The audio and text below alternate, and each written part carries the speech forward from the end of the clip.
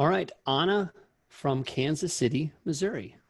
I assume you don't pronounce it Kansas City from Missouri or I assume you whatever. don't pronounce it Anna either. Oh, Anna. come on.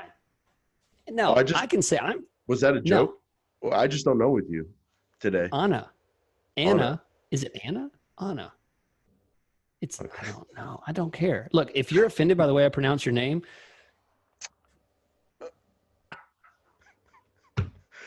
Chris, what's going one on of my today, dude? okay, I know. It's a long day. I'm standing. We're over an hour. I'm tired.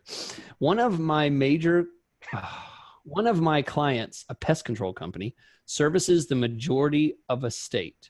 So we have campaigns broken out by major market and where they have offices to make sure the campaigns don't overlap. Uh-oh. Here we go. We have a pretty precise location targeting applied, but also exclude specific location targeting for other campaigns. The main concern is that without the specific location targeting, one campaign could acquire a lead that really should have been attributed to another campaign. I'm sure there are negative impacts. She said it right there. I'm sure there are negative impacts on the exclusions in targeting, but do they outweigh the positive? Great question, because we're going to dig into the negative stuff. But so the question we should answer is, do they outweigh the positive? Well, I guess, Chris, what's the positive? The positive is knowing which location, which campaigns are bringing in the leads, which areas.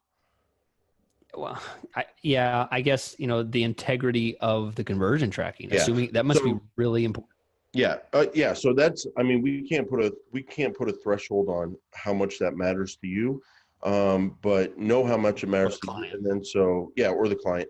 So what's the downside in terms of knowing what the downside is, so you can weigh it against the upside of having that great tracking. I'm going to try to think through this, Chris. But my main concern would be if someone okay, we'll do St. Paul and Minneapolis. Everyone knows those are right next to each other. If someone in St. Paul is searching for a Minneapolis plumber because live they live in Minneapolis but commute to St. Paul to work during the day, I don't want to block from showing up in St. Paul. So I think what it has to do, Chris, is your advanced location settings. So on target, you're probably going to target people in or regularly in your targeted location. So in this case, that would be people in or regularly in Minneapolis, and then in the St. Paul campaign, people in or regularly in people in the St. Paul area in that campaign. That's as locked down as you can get, that advanced setting. So then Chris, help me out here, because there's a lot to think about. I Yeah. mean, It's I'm a little nervous. Like, I don't think it would be a huge problem because people are in Minneapolis, you're targeting them. People are in St. Paul, you're targeting them. But it's never that. Yeah, I mean, it's never that straightforward. I think what his brain's cranking through here is the fact that it's not as straightforward, because if you knew all the aspects of what determines location setting, it's not just your IP address. It's also based on what you're searching about. your phone And towers, I have no idea. It's like yeah, I Google mean, says there's here, but what there's is, so many yeah. things, and in the end, I would say it would have to be the client's number one priority. Like, they would literally fire you and hire someone else, even if you're getting great results, if you were not keeping the integrity completely separate. In the end, I wouldn't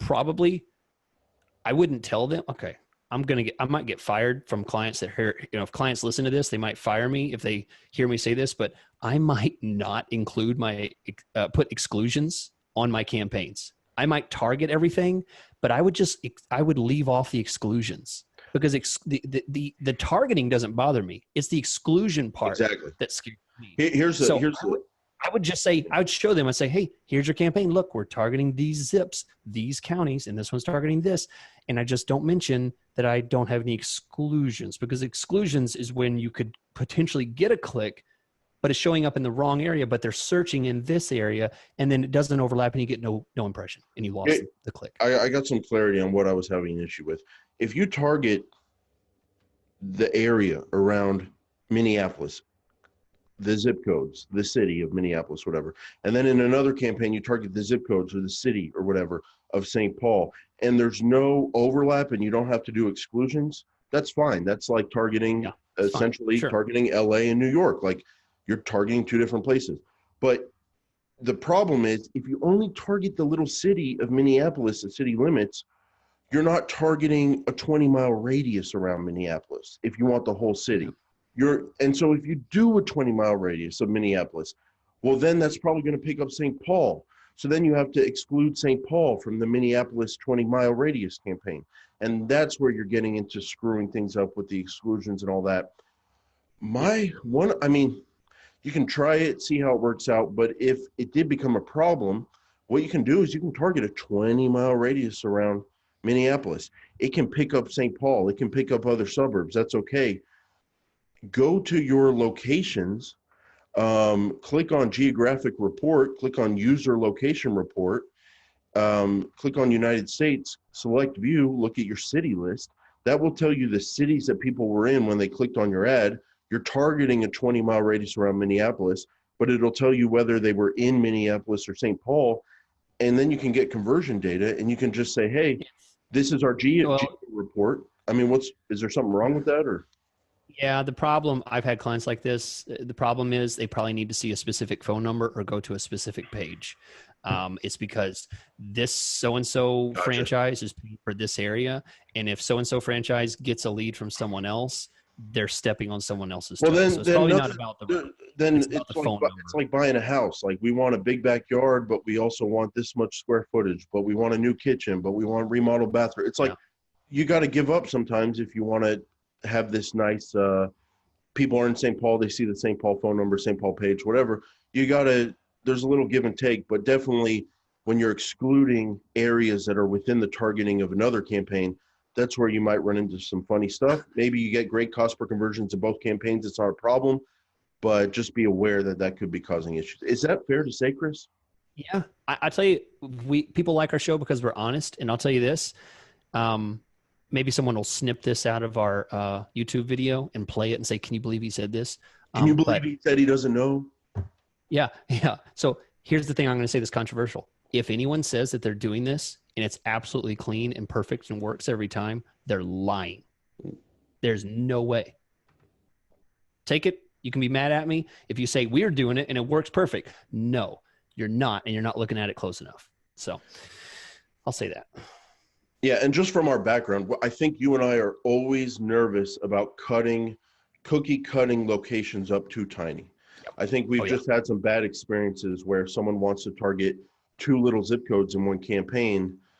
We just know people are going to be in that area missing out, and we're not going to be running as optimally as we could. So we're always hesitant. But then again, if you got to send people to different pages, if you got to do stuff like that, you got to do it. So it's just give and take, and you definitely want to review your options.